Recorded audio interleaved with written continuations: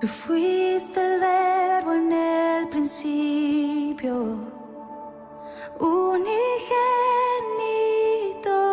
de Dios. El misterio de tu gloria, revelado en tu amor. Cuán hermoso su nombre es, cuán hermoso su nombre es, el nombre de Jesús, mi Rey. Cuán hermoso su nombre es, nada se iguala a él. Cuán hermoso su nombre es, no hay otro nombre.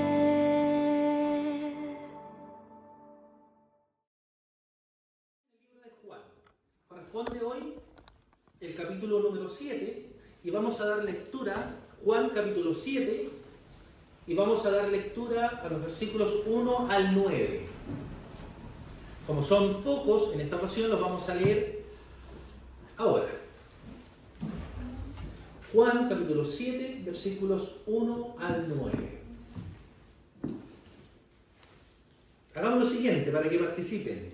Yo leo los impares y ustedes leen los pares, en versión Reina Valera. Yo leo los impares y ustedes los pares. ¿Lo encontró? ¿Sí? Juan 7, del 1 al 9. Dice así: después de estas cosas andaba Jesús en Galilea, pues no quería andar en Judea porque los judíos procuraban matarle. Estaba cerca la fiesta de los judíos, la de los tabernáculos. Y le dijeron sus hermanos: sal de aquí y vete a Judea, para que también tus discípulos vean las obras que haces. Porque ninguno que procura darse a conocer hace algo en secreto. Si estas cosas haces, manifiéstate al mundo. Porque ni aun sus hermanos creían en él. Entonces Jesús les dijo: mi tiempo aún no ha llegado, mas vuestro tiempo siempre está presto. No puede el mundo aborreceros a vosotros, mas a mí me aborrece, porque yo testifico de él, que sus obras son malas. Subid vosotros a la fiesta, yo no subo todavía a esta fiesta, porque mi tiempo aún no se ha cumplido. Y habiéndoles dicho esto, se quedó en Galilea. Amén. El propósito, mis hermanos, del sermón del día de hoy es observar la obediencia de nuestro Señor Jesucristo. El tema lleva por título Siguiendo los pasos de Jesús. Y aquí podemos preguntarnos, ¿cómo seguimos los pasos de Jesús? Y responderemos de tres formas. Seguimos los pasos de Jesús enfrentando la persecución, seguimos los pasos de Jesús enfrentando la incredulidad y seguimos los pasos de Jesús enfrentando la presión. Vamos entonces a nuestro primer punto, enfrentando la persecución. Versículo 1. Después de estas cosas andaba Jesús en Galilea, pues no quería andar en Judea porque los judíos procuraban matarle. En esta primera escena entonces se nos dice que Jesús andaba en Galilea después de los eventos ocurridos en el capítulo 6. Y lo divertido, si se me permite expresarlo de esa forma, es que desde el capítulo 6 al capítulo 7 pasan alrededor de 6 meses. 6 meses en donde Juan no mencionó o no registró ningún acontecimiento de la vida de nuestro Señor Jesucristo. Durante esos 6 meses no encontramos detalles en el libro de Juan, pero sí encontramos que ocurrieron cosas cuando nosotros observamos los otros evangelios. Pero esto no nos debe extrañar, mis hermanos, porque nosotros ya hemos dicho que cada evangelio tiene su propio propósito. ¿Y cuál es el propósito del evangelio de Juan? A ver si se acuerdan. ¿Ah? Vamos. ¿Quién se arriesga? Mostrar la gloria de Cristo. Mostrar la gloria de Cristo. Y que viendo la gloria de Cristo seamos salvos. O sea que entendamos que Cristo es Dios. ¿Ya? Ese es el propósito de Juan. Volviendo entonces a nuestra escena, se nos menciona que el Señor Jesucristo se encontraba en Galilea, porque en Judea querían matarlo. Fíjense, estamos hablando de persecución. Y para esto debemos recordar los acontecimientos que se produjeron en su última visita en Jerusalén, cuando los judíos procuraban justamente matarle. ¿Por qué? ¿Se acuerdan? Hay un paralítico en la historia. Por hacer milagros, porque el Señor sanó a un paralítico el día de reposo. Y para añadir un poco más a esta escena, el Señor Jesucristo decía que Dios era su Padre. Y eso los judíos entendían, que cuando el Señor decía eso, se estaba haciendo igual a Dios. Entonces querían matarlo. Es cierto, mis hermanos, que habían pasado varios meses, más de 6 meses, porque del capítulo 6 al capítulo 7 pasaron alrededor de 6 meses. Pero parece que a estos personajes no se les había olvidado tal asunto. No habían abandonado sus intenciones, porque el texto nos dice que los judíos querían matar al Señor Jesucristo. Pues no querían andar en Judea, versículo 1, porque los judíos procuraban matarle. Lo que vemos nosotros, mis hermanos, en la vida de nuestro Señor es una vida justamente de persecución por predicar y vivir el Evangelio. Un poco más adelante, y lo vamos a ver en Juan 15, versículos 18 al 20, el Señor Jesucristo expresa lo siguiente: si el mundo os aborrece, sabed que a mí me aborreció antes que a vosotros. Y en 2 de Timoteo 3:12 dice: y también todos los que quieren vivir piadosamente en Cristo Jesús padecerán persecución. La persecución, mis hermanos, no es una excepción. Eso es algo que debemos entender. La persecución no es una excepción para el cristiano. La persecución es una promesa. Al volverte cristiano va a venir a tu vida persecución, de alguna u otra manera.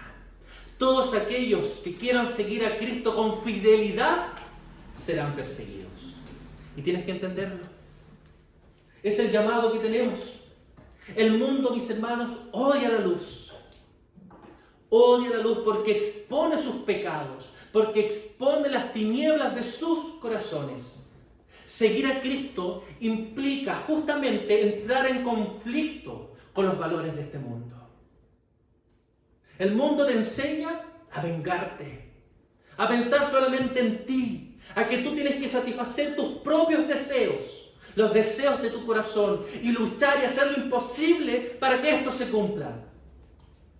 En cambio, el Evangelio te manda a perdonar, a pensar en el otro, a poner la otra mejilla, a amar por sobre todas las cosas, a mostrar misericordia, mostrar gracia y velar por los demás en vez que por uno mismo.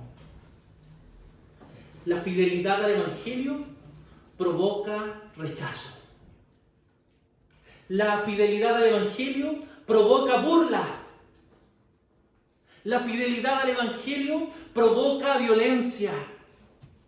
La fidelidad al Evangelio incluso provoca la muerte.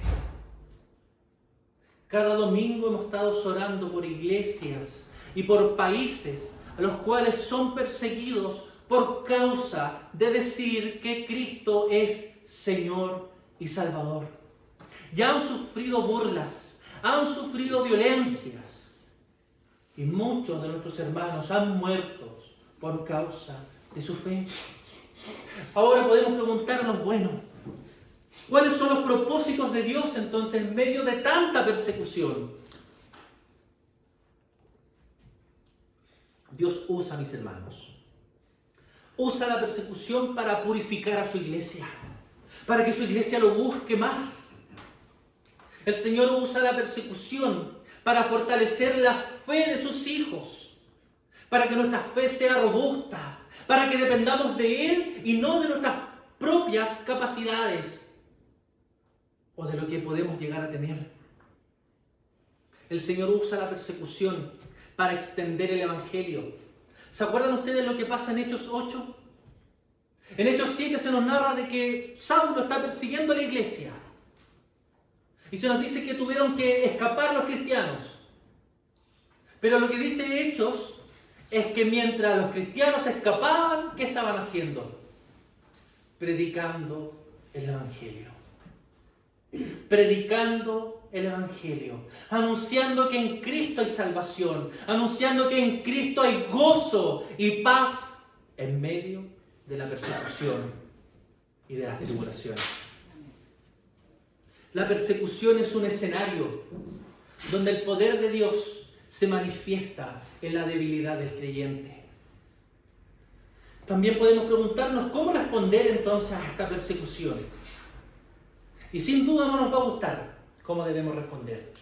Romanos 12:14 nos dice: bendecid a los que os persiguen.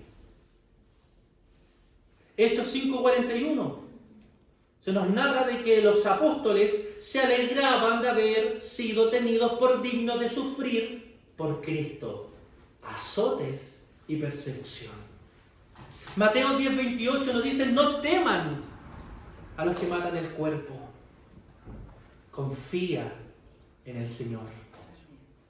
Mis hermanos, querida iglesia, tenemos una recompensa eterna por soportar las persecuciones, las burlas, la violencia. Mateo 5:12: gozaos y alegraos porque vuestro galardón es grande en los cielos. Apocalipsis 2:10: sé fiel hasta la muerte y yo te daré la corona de la vida. Segunda de Corintios 4:17: esta leve tribulación momentánea produce en nosotros una cada vez más excelente y eterno peso de gloria. La persecución no debe desanimar al creyente, sino recordarnos que estamos caminando en los pasos de nuestro Maestro. A nuestro Señor Jesucristo lo persiguieron. A los primeros cristianos los persiguieron. ¿Por qué pensamos entonces, mis hermanos, que hoy a nosotros no nos van a perseguir? Hoy más que nunca se requiere una fe firme. Nuestros hijos deben crecer con una fe firme, para que no le importe si se burlan de ellos, para que puedan ser capaces de defender su fe, para que cuando el mundo nos diga que somos simplemente fanáticos, podamos tener argumentos válidos, históricos, concretos, que pueden ser comprobables, mis hermanos. Oremos por aquellos que son perseguidos. Oremos por nosotros, mis hermanos, porque de alguna u otra manera somos perseguidos por causa de ser cristianos. Pero también preparémonos para padecer por gozo por nuestro Señor Jesucristo. Nuestro Señor enfrentó la persecución, y también veremos en este relato que nuestro Señor estuvo enfrentando la incredulidad. Versículos 2 al 5. Versículo 2 dice: estaba cerca la fiesta de los judíos, la de los tabernáculos. En esta segunda escena entonces se menciona una fiesta. ¿Qué fiesta? La de los tabernáculos. Esta festividad, mis hermanos, conmemora la salida de los israelitas de Egipto y el cuidado que Dios tuvo de ellos en medio de la peregrinación en el desierto. ¿Qué hacían ellos en esta festividad de los tabernáculos? Bueno, durante la fiesta se construían ciertas tiendas en las casas, en los patios, en las plazas, y estas eran decoradas con ramas y hojas. Sin duda, mis hermanos, esta festividad estaba llena de alegría. Era una fiesta de gozo, porque recordaban cómo Dios los había cuidado durante todo el tiempo de su peregrinación. Pero lo que no estaban entendiendo estos judíos es que la verdadera alegría que simbolizaba la fiesta de los tabernáculos apuntaba al Mesías prometido, es decir, a Cristo. Mis hermanos, la felicidad verdadera, la verdadera alegría, el verdadero descanso, solo lo tenemos en Cristo. No en las cosas que tenemos, no en tu bienestar, No si eres perseguido o estás tranquilo en tu casa. No en cuánto dinero tienes. No si tienes problemas en tu familia o no. La alegría, el descanso, el gozo, la paz, solamente lo tenemos en Cristo. Amén. Solo en Cristo. Como veremos en otro sermón más adelante, podemos decir que todos los aspectos de la celebración de esta fiesta, de la fiesta de los tabernáculos, se relacionan con nuestro Señor. Todos los elementos que hay en esta fiesta apuntan al Señor. El tema es que a pesar de todas estas evidencias que el Señor había demostrado, todas las evidencias que nosotros ya hemos visto en los sermones anteriores, tuvo que enfrentarse a la incredulidad del pueblo y hoy en particular a la incredulidad de su círculo más cercano, sus hermanos. Versículo 13 en adelante. Y le dijeron sus hermanos: sal de aquí y vete a Judea, para que también tus discípulos vean las obras que haces, porque ninguno que procura darse a conocer hace algo en secreto. Si estas cosas haces, manifiéstate al mundo, porque ni aun sus hermanos creían en él. Algunos se sorprenden al leer que Jesús tenía hermanos, e incluso otras denominaciones niegan que Jesús tenía hermanos. Pero la Escritura es clara, mis hermanos, lo menciona. Lo menciona en Juan 2:12 en la boda de Caná, en las bodas de Caná. Lo menciona en Mateo 12, versículos 46 y 47. Es más, y no sé si ustedes sabían, que en Mateo 13, versículos 55 y 56, mencionan las hermanas de nuestro Señor Jesucristo.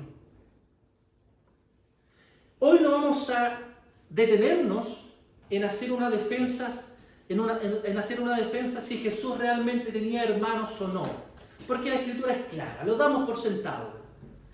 Pero donde sí nos vamos a detener es en mencionar que estos hermanos de Jesús le dijeron que probara que es el Mesías en una plataforma más grande, en Jerusalén, lo que podríamos llamar el centro del judaísmo.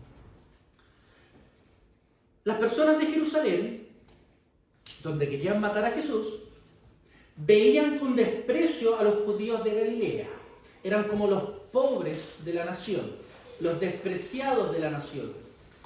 Y como Jesús había hecho la mayoría de sus milagros en la zona de Galilea, todo esto le daba más razones a los líderes religiosos para pensar y decir que Jesús realmente no era el Mesías, porque ellos entendían que el Mesías debía hacer las señales frente a la audiencia correcta, es decir, en Jerusalén.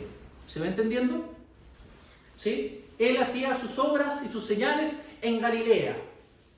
Estos líderes religiosos en Jerusalén pensaban que el Mesías debía manifestarse en la capital, en Jerusalén.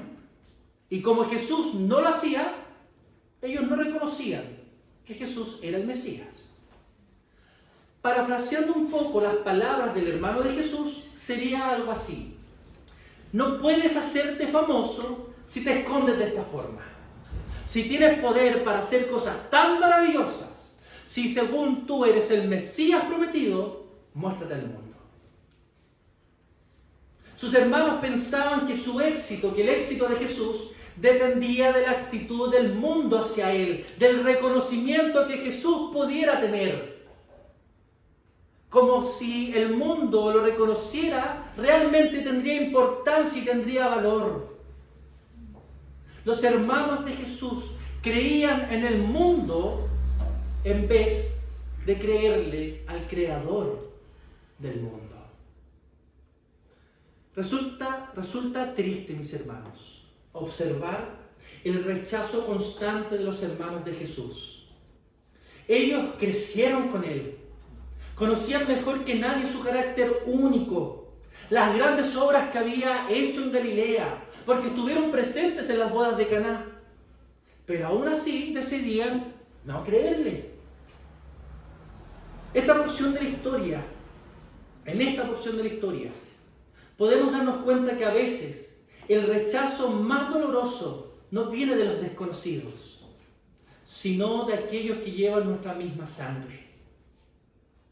Ser cristiano puede convertirse en motivo de desprecio dentro de nuestro propio hogar.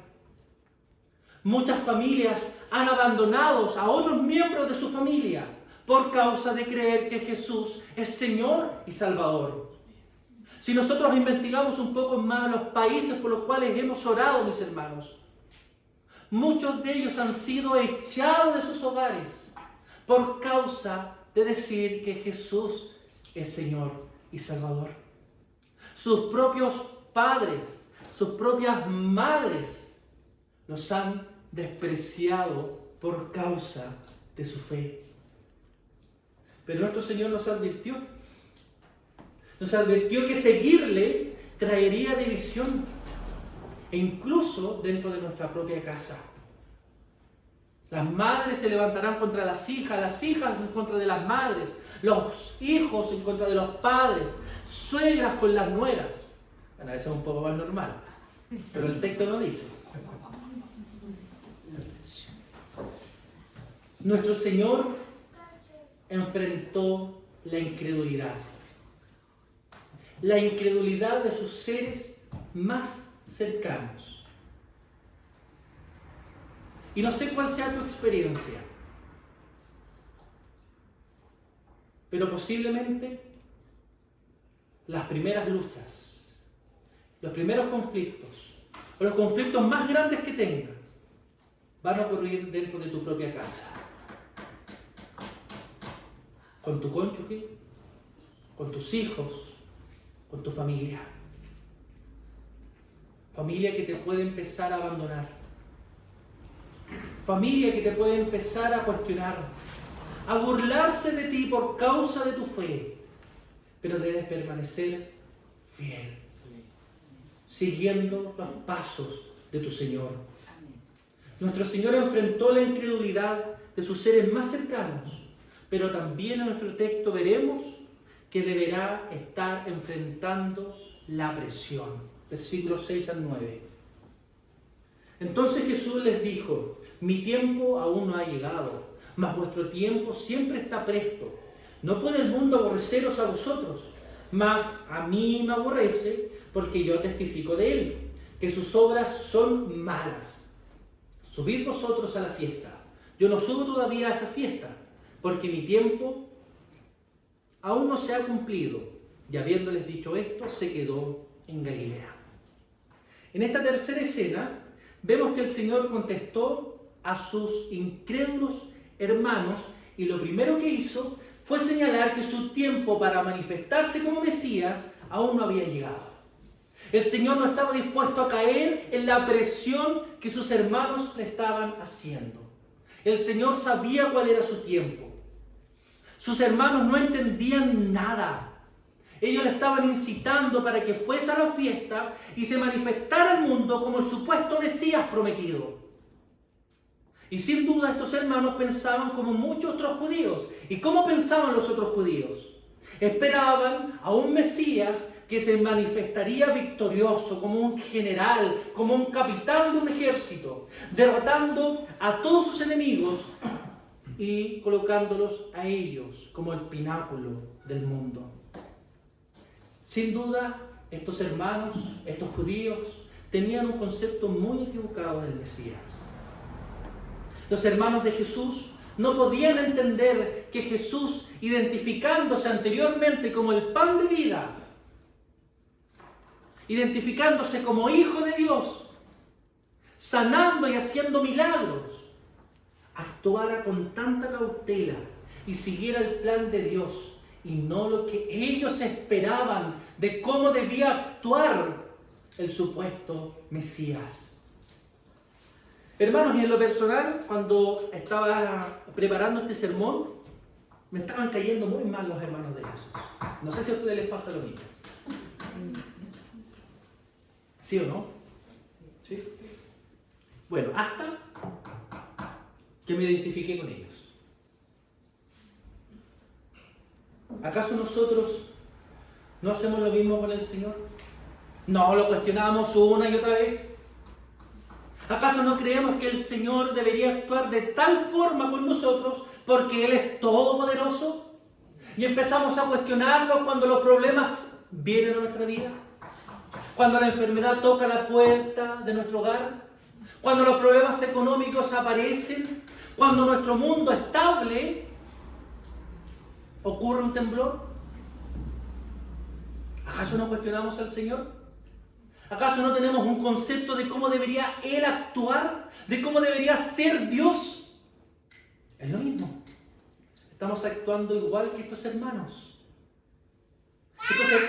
Estos hermanos decían que Jesús o que el Mesías debía comportarse de esta forma, porque es lo que ellos esperaban. Y nosotros también creemos que nuestro Señor tiene que comportarse de esta forma, porque es lo que nosotros pensamos de que así debería actuar un Dios. Jesús les dijo: mi tiempo aún no ha llegado, mas vuestro tiempo siempre está presto. Es decir, lo que el Señor les está diciendo es: ustedes hacen lo que quieren. A ustedes no les importa hacer o no hacer la voluntad de Dios. En cambio, yo hago siempre la voluntad de mi Padre. No me dejo presionar por lo que ustedes esperan. Yo cumplo el plan perfecto. Yo cumplo el plan redentor. La pregunta, mis hermanos, es: ¿y nosotros hacemos la voluntad de Dios? Los hermanos de Jesús lo cuestionaban porque no entendían que lo más importante para el Señor Jesucristo era hacer la voluntad de Dios. El mundo, mis hermanos, tampoco puede entender que lo más importante para nosotros como creyentes es hacer la voluntad de nuestro Dios. Por eso nos cuestionarán, por eso nos presionarán, por eso se burlarán de nosotros. Porque a nosotros nos llaman idólatras. Porque a nosotros nos llaman sectarios. Porque a nosotros nos llaman fanáticos. Cuando ellos gastan todo lo que tienen para comprar entradas. Hacen filas de días. Se aprenden canciones. Gastan su tiempo viendo o frente al televisor. Y nosotros, mis hermanos, somos los fanáticos. Y nosotros somos los lunáticos. Y nosotros somos los sectarios. Tener a Cristo en primer lugar no es algo lógico para el mundo. Pero ¿saben qué es lo penoso? Que para muchos cristianos tampoco. Para muchos cristianos tener a Cristo en primer lugar tampoco es su propósito en esta vida. Sus preocupaciones ocupan el primer lugar. Sus deseos ocupan el primer lugar. Su comodidad ocupa en el primer lugar. Su bienestar ocupa en el primer lugar. Y le quitan la honra de vida al Todopoderoso, nuestro Señor. Jesús les dice a sus hermanos, versículo 7, no puede el mundo aborreceros a vosotros, mas a mí me aborrece porque yo testifico de Él que sus obras son malas. Jesús le está diciendo a sus hermanos, el mundo a ustedes no les va a decir nada. No los va a aborrecer porque ustedes son parte del mundo. Ustedes hacen lo malo. Ustedes son parte de esta cultura sin Dios, que no les importa agradar, que viven simplemente para satisfacer sus propias necesidades. Pero yo hago la voluntad de mi Padre.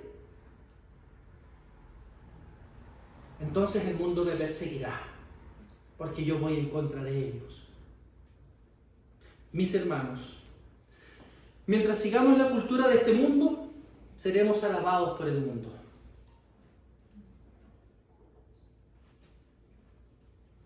Hasta que abramos nuestra boca en contra del pecado.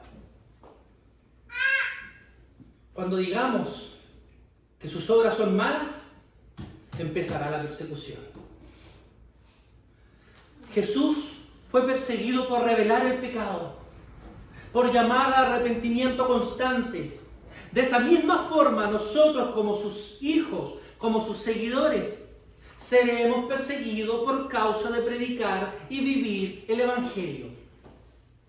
Mis hermanos, me atrevería incluso a decir que si no estás siendo perseguido en tu vida, es porque no estás predicando el Evangelio. Por último, Jesús les dijo lo siguiente, versículos 8 y 9. Subid vosotros a la fiesta. Yo no subo todavía a esa fiesta porque mi tiempo aún no se ha cumplido. Y habiéndoles dicho esto, se quedó en Galilea. Esta parte nos enseña que el hombre puede cumplir con rituales religiosos. Fíjense, estos hermanos iban a observar la fiesta de los tabernáculos, iban a participar de esta fiesta religiosa, supuestamente con un corazón muy agradecido porque Dios había acompañado al pueblo durante la peregrinación. Pero vemos en realidad que están muy lejos de Dios.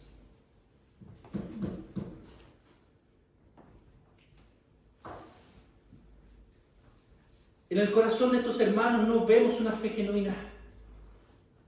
Vemos simplemente el tratar de cumplir con rituales y con su religión. La pregunta es, ¿cómo actuamos nosotros? ¿Somos como estos hermanos? Que teniendo al Mesías, teniendo a Dios mismo frente a ellos, son capaces de rechazarlo, pero van a esta fiesta religiosa.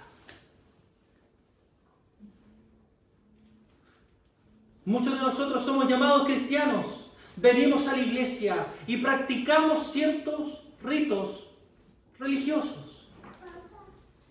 La pregunta es, ¿dónde está nuestro corazón?